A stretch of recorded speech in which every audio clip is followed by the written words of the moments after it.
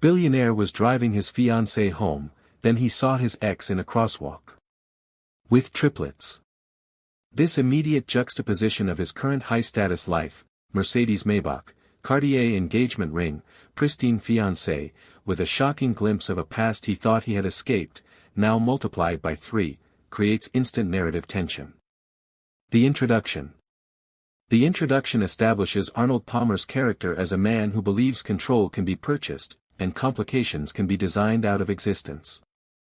At 42, he's convinced himself that Catherine Monroe represents the culmination of his perfectly engineered life, a woman as elegant and child-free as his minimalist penthouse overlooking the city.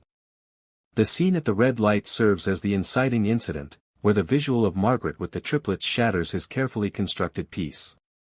The specialized triple stroller, industrial, functional, the kind that screams practicality over luxury, holds 3 identical faces that Arnold's mind immediately begins calculating: 16 months since the breakup, minus 9 months of pregnancy, equals children conceived in those final, turbulent weeks of their relationship. The contrast is visceral. Inside the climate-controlled Mercedes, Catherine discusses destination wedding venues and minimalist floral arrangements, her manicured hand resting on his knee. Outside, in the Seattle drizzle, Margaret Whitfield, auburn hair pulled into a messy bun, wearing jeans and a jacket he recognizes from their time together, navigates the crosswalk with the determination of someone who has learned to do everything alone. 3 babies. 3 sets of eyes that might have his jawline. 3 lives he never knew existed, now impossible to ignore. Arnold's penthouse occupied the 42nd floor of the Palmer building, all glass and steel and angles so sharp they could cut. From his living room, Seattle sprawled beneath him like a blueprint, organized, predictable. His Palmer properties and developments had reshaped half the skyline, and Arnold had done it by eliminating variables, by building systems that couldn't fail.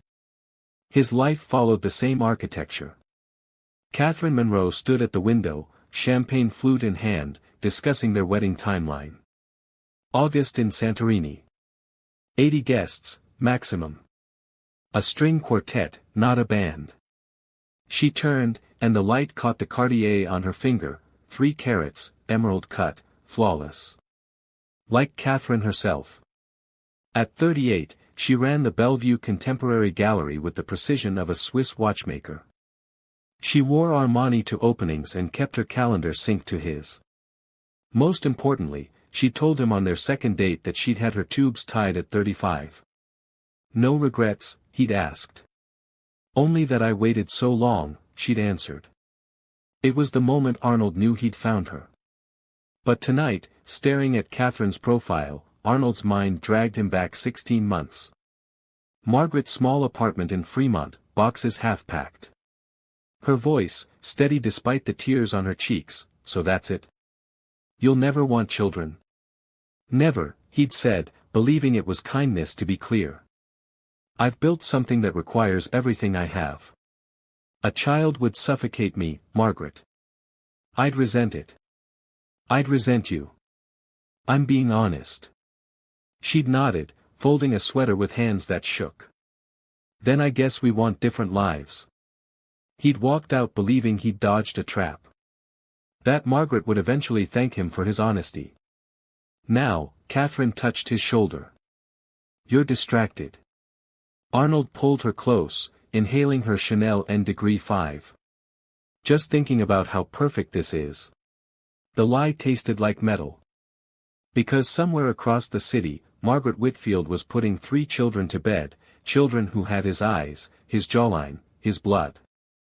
And perfection, Arnold was beginning to understand, was just another word for empty. Arnold dropped Catherine at her townhouse with promises of brunch tomorrow, then drove aimlessly through downtown. Rain streaked the Mercedes windows. Every crosswalk made his chest tighten. Every woman with a stroller made him look twice. Back at the penthouse, he poured Macallan 25 and didn't drink it. His phone glowed with emails: a zoning dispute in Portland, architectural revisions for the Tacoma project, his father asking about quarterly projections. Arnold opened none of them. Instead, he searched his contacts for a name he'd used exactly once before, when a business partner's spouse had needed investigating. Victor Chen answered on the second ring. Mr. Palmer. Been a while. I need information on someone, Arnold said. Quietly. Always quiet. Who's the target? Arnold's throat closed. Target. As if Margaret were an enemy. Margaret Whitfield. Used to work at Seattle Central Library, might still. Lives somewhere in the city, probably North End. I need to know about her children. Silence. Then, carefully, her children. 3 of them. Triplets. Maybe 13, 14 months old. Arnold pressed his palm against his forehead. I need to know if they're mine. Timeline. We broke up 16 months ago. She could have been pregnant. Probably was. Victor didn't ask why Arnold didn't just ask Margaret himself. Men like Victor understood that some questions destroyed worlds. Birth certificates, medical records, current address. I can have preliminary information in 72 hours. Full workup in a week. 72 hours, Arnold said, and ended the call. He stood at the window, Seattle glittering like scattered diamonds below. Somewhere down there, Margaret was, what? Sleeping. Feeding babies. Reading them stories in that soft voice she'd used when she thought no one was listening. Arnold pulled up his calendar. In 72 hours, he had a meeting with Tokyo investors. A ribbon cutting in Bellevue. Drinks with the mayor. A life that made sense, that followed rules, that couldn't accommodate 3 children he'd never planned for. He looked at the Macallan, untouched. Then he poured it down the sink and stared at his reflection in the dark window until dawn. Margaret Whitfield's townhouse sat in a neighborhood where people knew each other's names. The kind of place where kids' bikes cluttered driveways and neighbors borrowed cups of sugar. Not Arnold's world. Not anymore. She woke at 5:47 a.m. to Sophie's crying, always Sophie, who slept light and woke angry.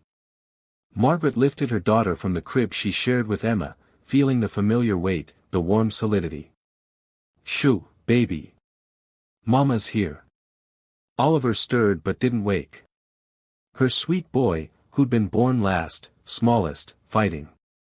3 minutes between each of them. 3 tiny humans who'd arrived 7 weeks early, spent 19 days in the NICU, and cost Margaret her savings, her career trajectory, and her sleep. She'd never regretted a single second. By 7, all 3 were up. Breakfast was chaos, mashed bananas, Cheerios scattered like confetti, Sophie spitting out everything green. Margaret's online class started at 8, developmental psychology for community college students who logged in from parking lots and kitchen tables.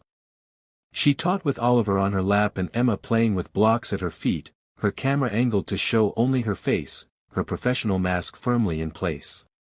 Piaget's stages of cognitive development, she explained to 16 tiny rectangles on her screen, while Sophie pulled books off the shelf behind her, represent a fundamental shift in how we understand childhood learning. At 8:47, her sister Rachel texted, "Mom wants to know if you're bringing the kids Sunday." Margaret typed back one-handed, Emma now attempting to scale her leg, *yes. "Tell her I'm making the lasagna, *. She's worried about you." "I'm fine."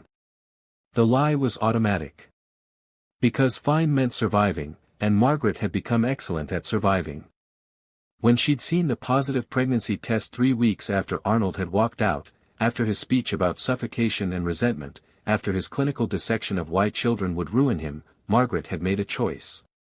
She'd called the library, arranged part-time remote work. She'd moved to this smaller place.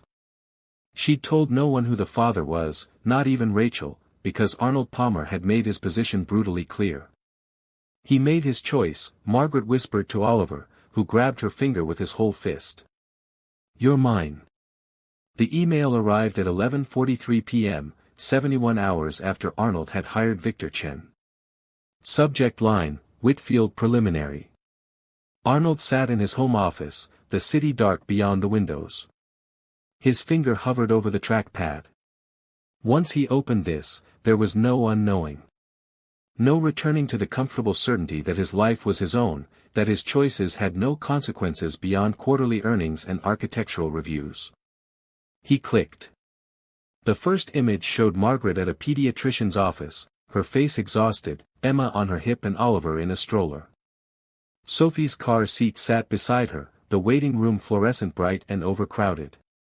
Time stamp, 9:47 a.m., Tuesday. While Arnold had been presenting to the sole investors via Zoom, Margaret pushing a cart modified for 3 car seats, her face tight with concentration as she navigated the produce section. A woman was helping her load bags while Margaret balanced a crying baby. Time stamp, 3:22 p.m., Wednesday. Arnold had been choosing tile samples for the Kirkland development. Third image, the park near Green Lake. Margaret on a bench, nursing one baby while the other 2 lay on a blanket, reaching for each other. Her face turned toward the lake, and even in Victor's telephoto lens, Arnold could see the loneliness etched there. Then the documents. Birth certificates, all dated February 17, 16 months ago. Oliver James Whitfield, born 3:47 a.m., 4 pounds 2 ounces. Emma Rose Whitfield, 3:51 a.m., 4 pounds 5 ounces. Sophie May Whitfield, 3:54 a.m., 3 pounds 14 ounces. Father, blank. All 3 premature. All 3 NICU patients. Victor's notes were clinical, * subject gave birth at Swedish Medical Center. Triplet pregnancy, high risk.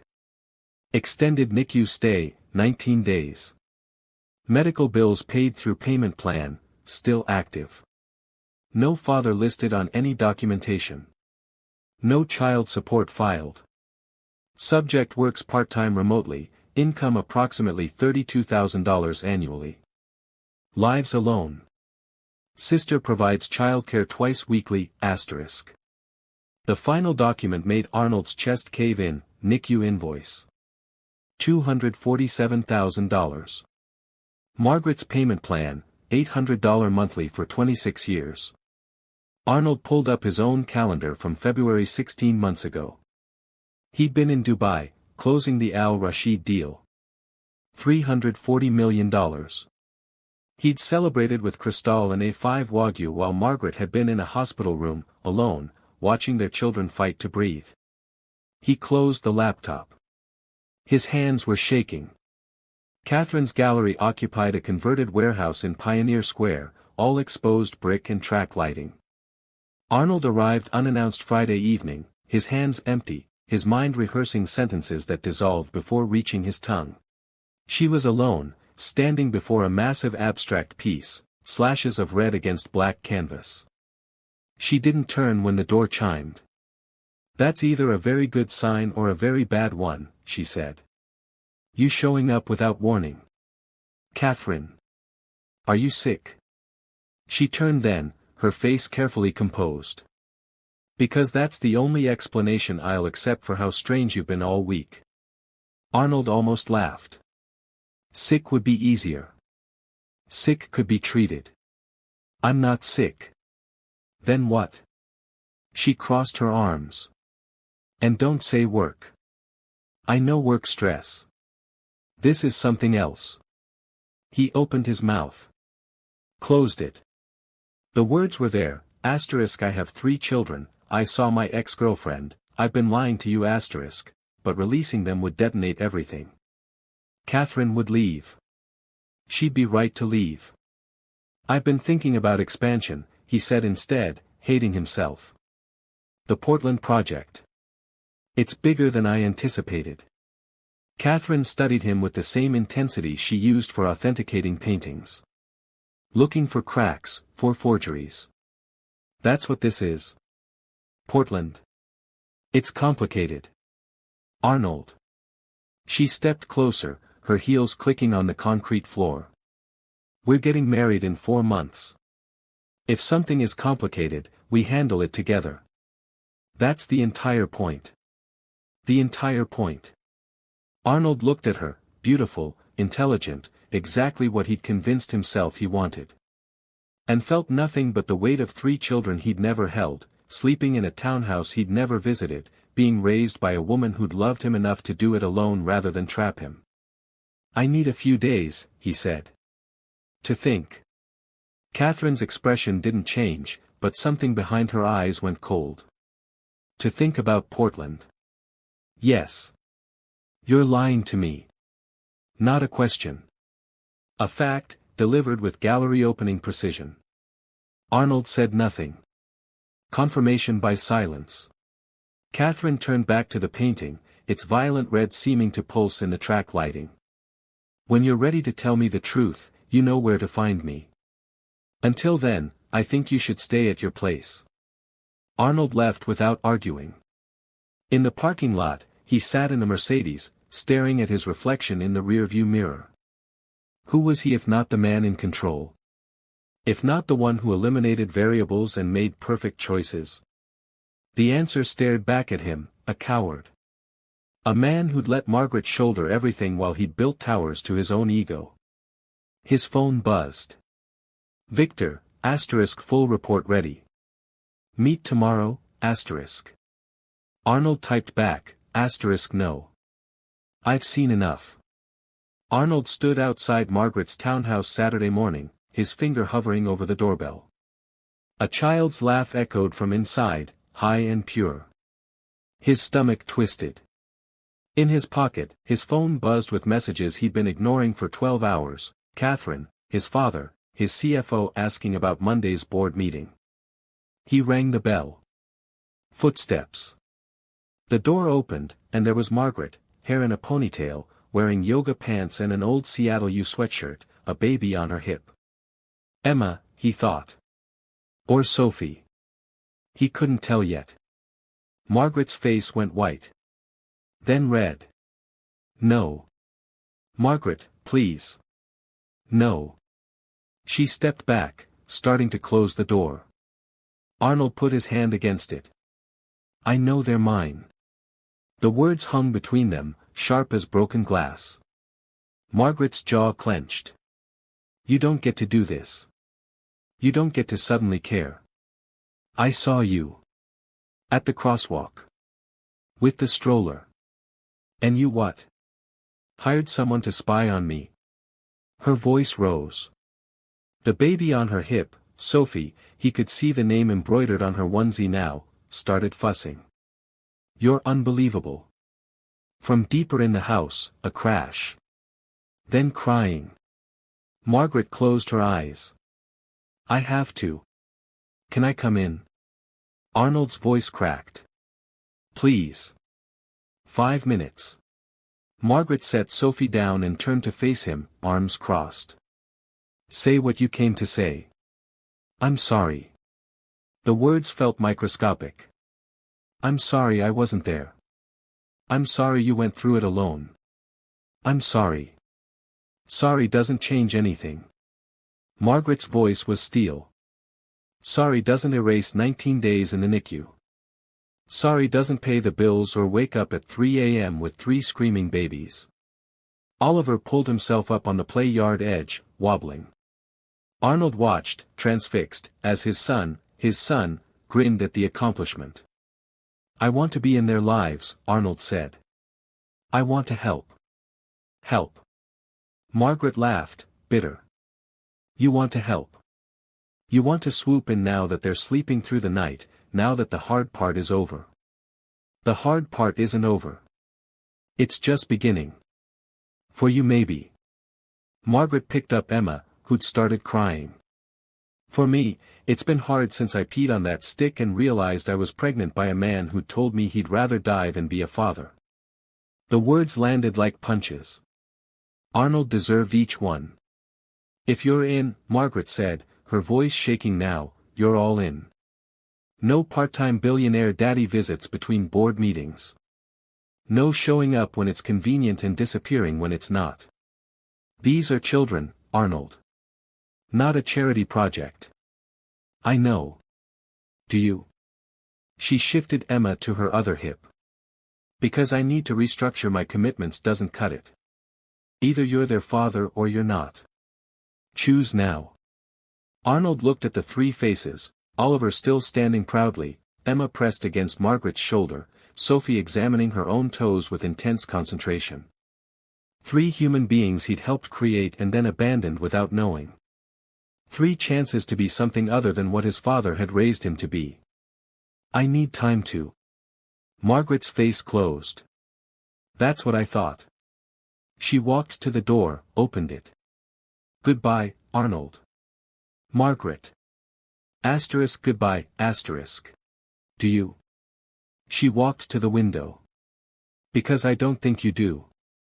You're 42 years old, about to upend your entire life for children you didn't want and a woman who doesn't trust you. You're going to lose everything you built. And for what? Some Hollywood redemption fantasy?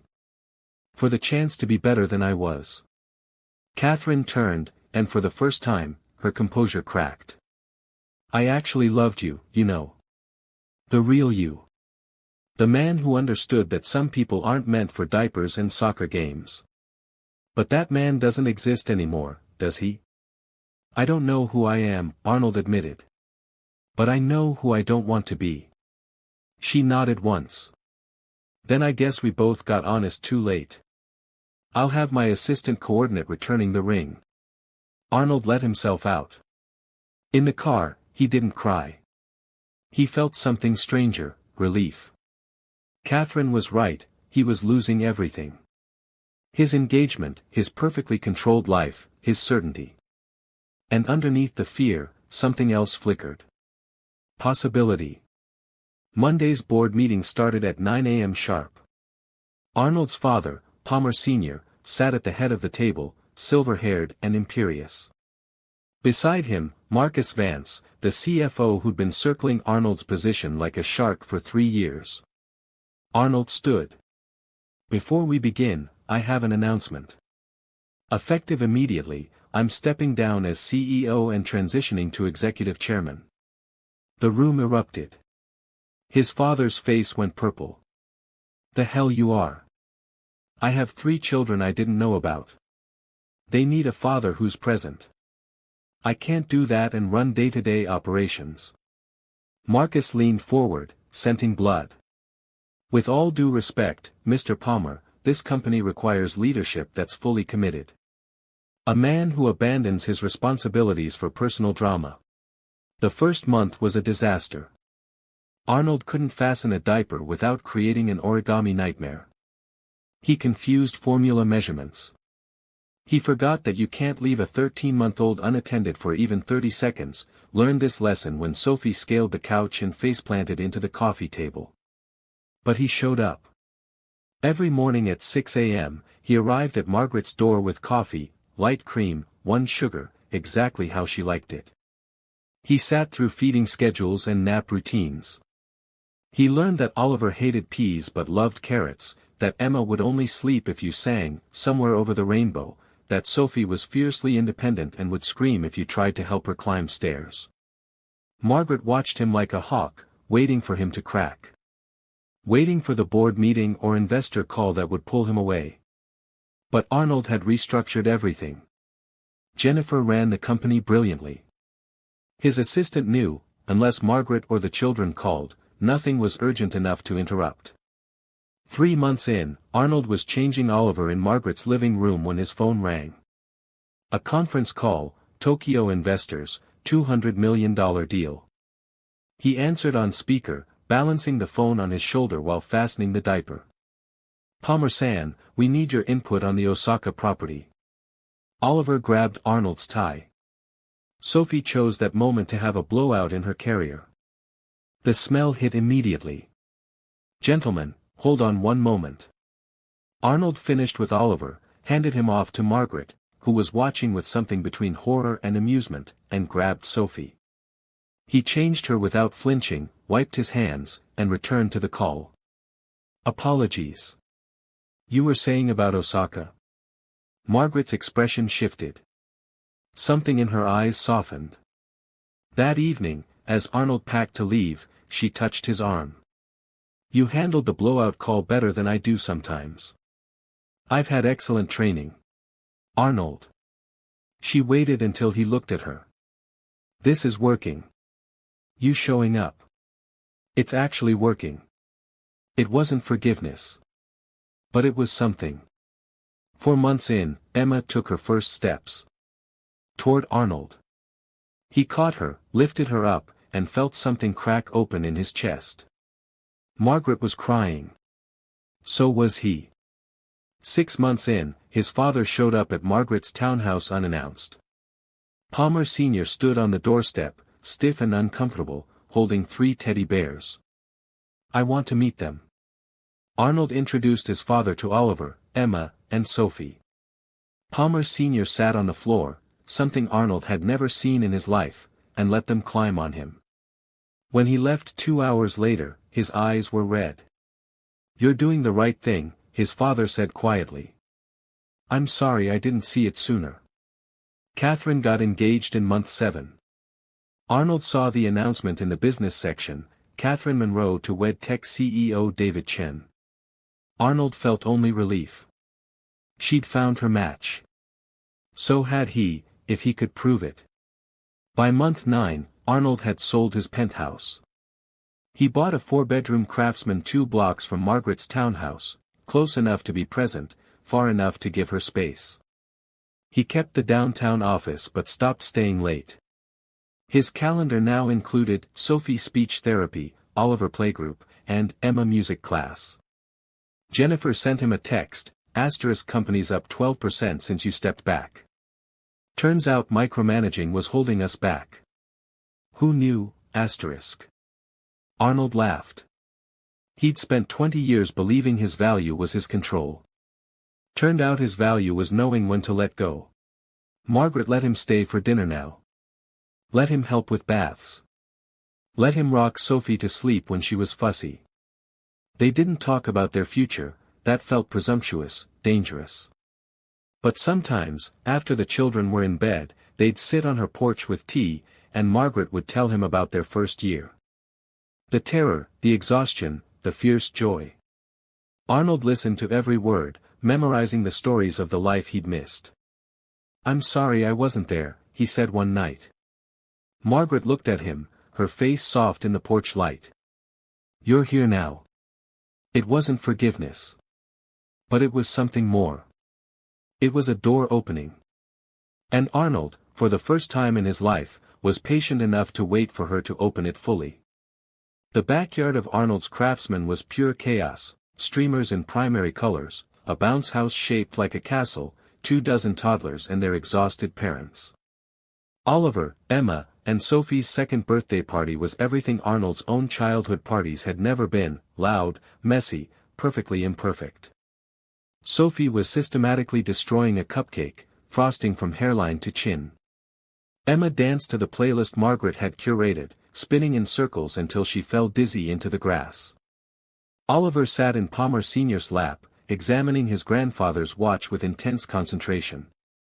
He's going to be an engineer, Palmer Sr. said, and the pride in his voice made Arnold's throat tight. Margaret emerged from the kitchen carrying the cake, 3 layers, slightly lopsided, homemade. Arnold had helped her bake it last night, and they'd laughed when the first layer crumbled. They'd kissed over the mixing bowl, tentative and sweet, like teenagers. Like people learning each other again. They weren't married. Weren't even officially together, though Arnold spent most nights at her townhouse now, waking to Sophie's demands and Oliver's giggles and Emma's endless questions. Margaret was taking it slow, and Arnold understood. Trust, once broken, required years to rebuild. He had years. He had patience. He had finally learned that some things couldn't be controlled, only earned.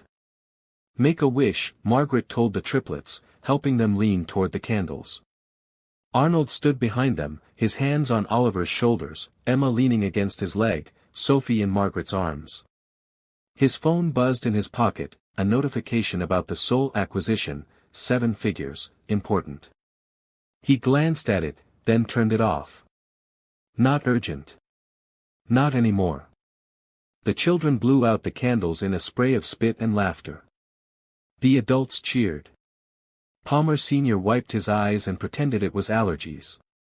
Margaret's sister Rachel caught Arnold's eye and smiled, and in that smile was approval he'd never thought he'd receive. As the party wound down and parents collected their sugar-crashed toddlers, Arnold cleaned up the yard. Paper plates, abandoned toys, a deflating bounce house. The detritus of childhood, of life actually lived. His old self would have hired someone to handle this. His old self would have been at the office, closing deals, building towers to his own ambition. Margaret joined him, Sophie asleep on her shoulder. "You don't have to do this." "I want to." She studied him in the fading light, this man who'd spent 2 years proving himself one diaper, one sleepless night, one small moment at a time. "I love you," she said quietly. "I don't know when it happened again. But I do." Arnold set down the trash bag and pulled her close, careful not to wake Sophie. "I thought freedom meant having no obligations," he whispered against her hair. "I was confusing freedom with emptiness. And now? Now I know the difference." He kissed her forehead, then Sophie's. Through the window, he could see Oliver and Emma playing with blocks in the living room, Palmer Sr. supervising with unusual gentleness. His life. His family. His second chance. His phone buzzed again. Another deal, another opportunity, another 7 figures. Arnold felt it vibrate once, twice. Then he pulled it from his pocket and turned it completely off. "Come on," he said to Margaret. "Let's get these kids to bed." And in the golden hour light of a perfectly ordinary Saturday, Arnold Palmer walked into his house, full of chaos and love and noise, and closed the door on everything he used to be.